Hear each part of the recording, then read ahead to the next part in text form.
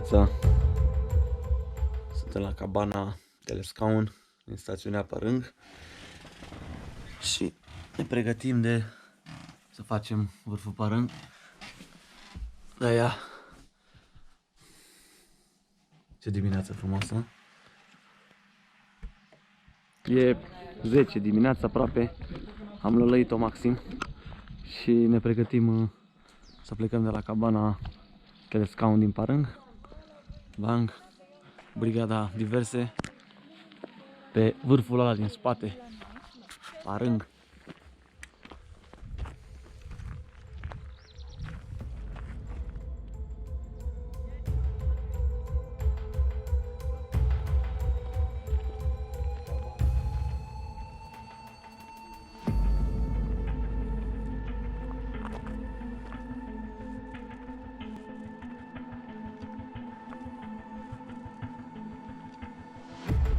Mai avem puțin și ajungem în creastă, cel puțin așa pare, și ar trebui să fie destul de aproape și vârful Părângul mic.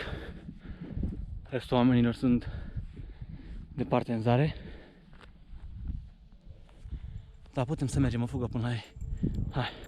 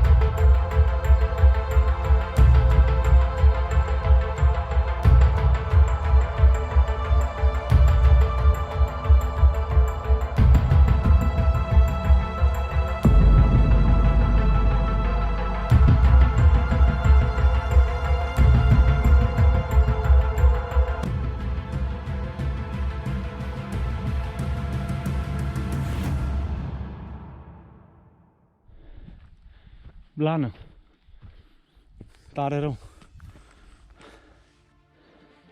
Ne îndreptăm spre Părângul mic. Oamenii noștri spate.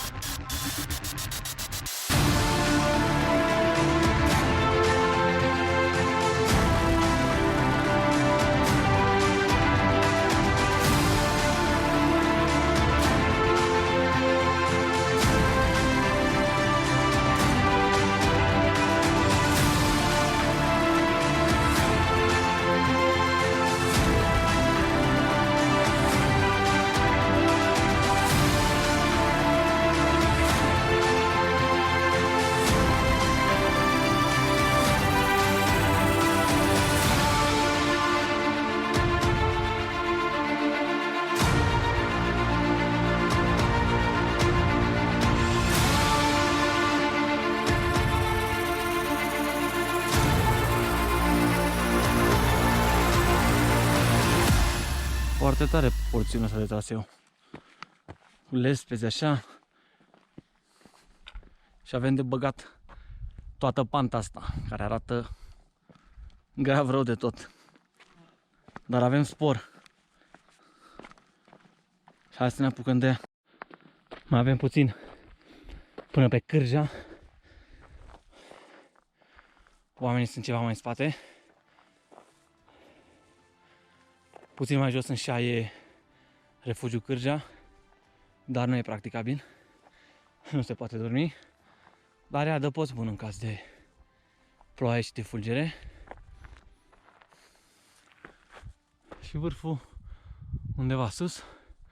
Ia uite și bujori. Bujori de munte.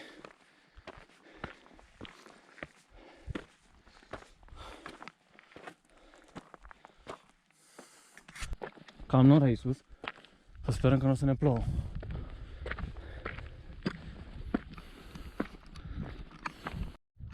cât de șmecher se vede de aici toată valea glaciară. Se vede și un prag glaciar în vale. Nu știu dacă se vede pe filmare. Pe aici am venit pe traseu, se vede poteca, cum urmează cumva firul crestei.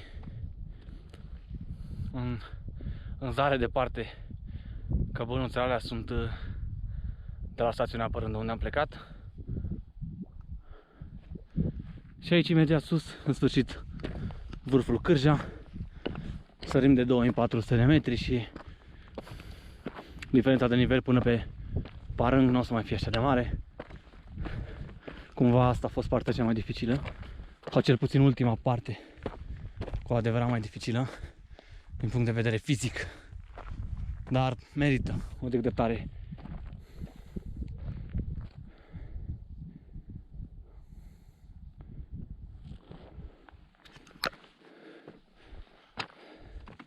Asta arată ca o pompă aici. Wow, uite cât de șmecher e aici.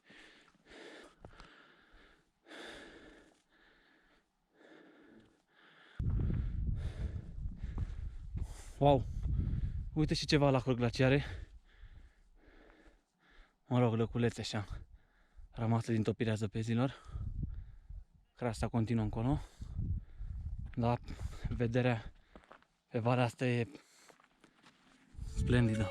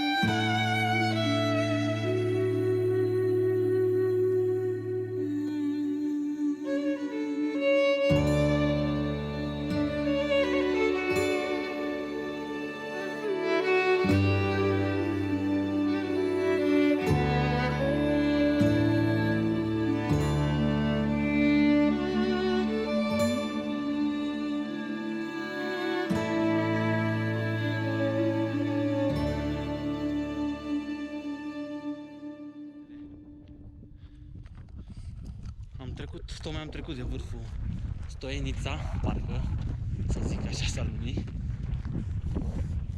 Ne îndreptăm către Parâng.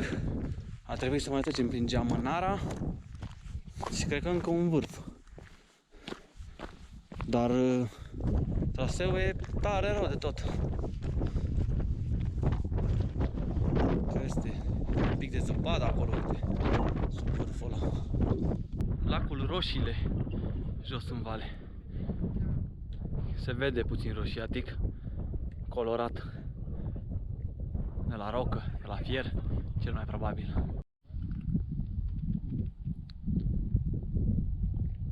În sfârșit, vedem Parângul.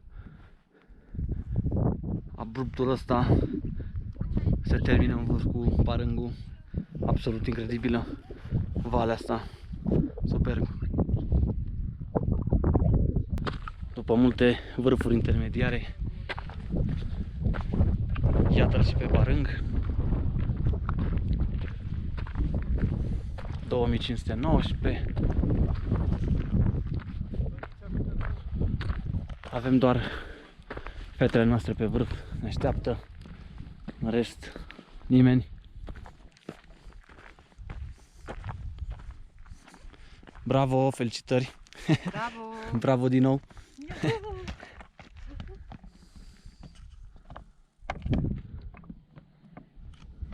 Am ajuns. Am ajuns.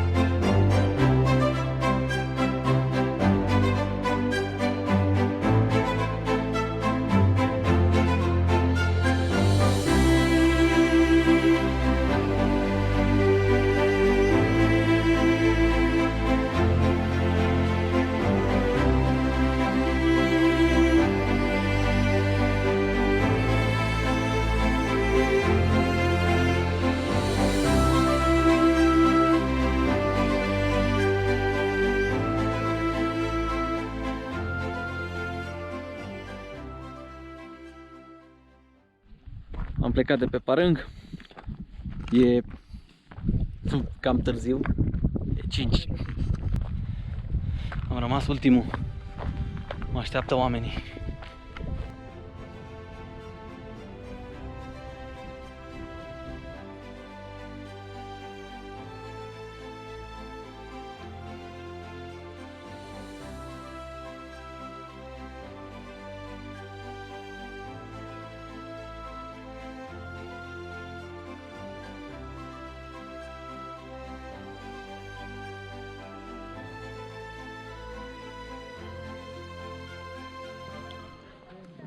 Ne apropiem de finalul traseului. Suntem pe o zonă de defrișare, din păcate. Pe o brână, așa, pe o coamă. Am evitat să urcăm din nou pe Parângul mic. Am mers așa pe curbă de nivel. Și n-ar mai trebui să facem mult până la cabana Telescaun din stațiunea Parâng. Ne-am oprit aici, am părăsit puțin poteca să vin niște cai, da, le-am dat prioritate. Ia să vezi cum ne-o fac și coboară. Păi uite.